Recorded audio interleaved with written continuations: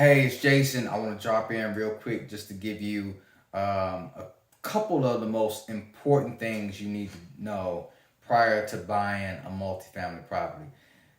The first and most important thing is that you got to know how to evaluate properties. You must know how to underwrite properly so that when you go to buy a property, you don't overpay or that you don't offer too low so that you're never going to get an offer accepted. So, ground one, foundation of building a multifamily portfolio is understanding how to evaluate and underwrite multifamily properties. There's plenty of information out on that, but you want to make sure that you master that as a skill set where you can look at properties and say, okay, I know that I want to pay at a bare minimum this amount and at a maximum this other amount, right? So you want to be able to feel confident that that's going to come by repetition. You need to underwrite lots of deals. You need to look at lots of deals. You need to go through various scenarios in order to perfect your underwriting. If you don't want to underwrite, you don't necessarily have to. You could also hire companies that would do that for you. Just make sure that you have it professionally done by a credible source so that um, you know that you're making the right offer and you feel confident in the offer that you put out, right? So that's step number one thing that you need to know is just how to underwrite and evaluate properties. The second thing that you need to know is that underwriting and evaluation is just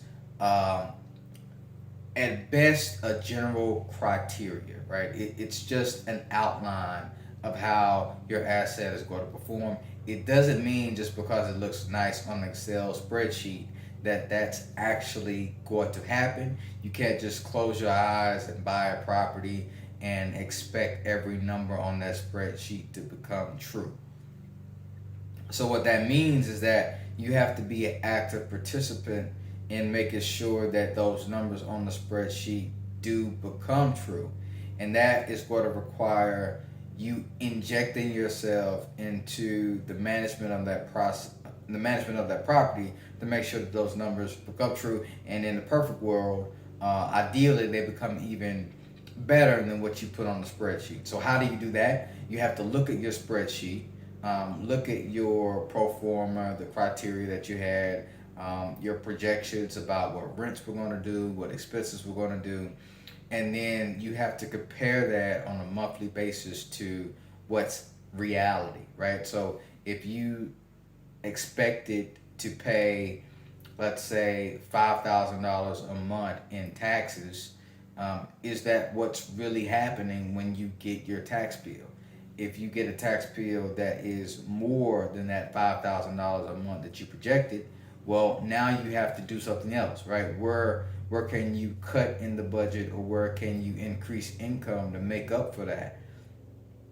So you want to underwrite being conservative, but you also have to be comfortable knowing that um, there's no way to really have a crystal ball to just understand exactly what's going to happen in the future. So you're going to continuously work um, week in, week out on trying to make sure that those numbers that you projected become true. So if you understand those two things, if you understand how to underwrite and you understand how to be an asset manager to make sure that the numbers you underwrote actually become reality, then those are two of the best ideas, the best tactics that you could take into becoming a multifamily investor that will make you extremely successful. Because if you understand how to underwrite and you can also make those underwriting projections become reality, then you're going to make a lot of money in this business and you're going to make a lot of people happy.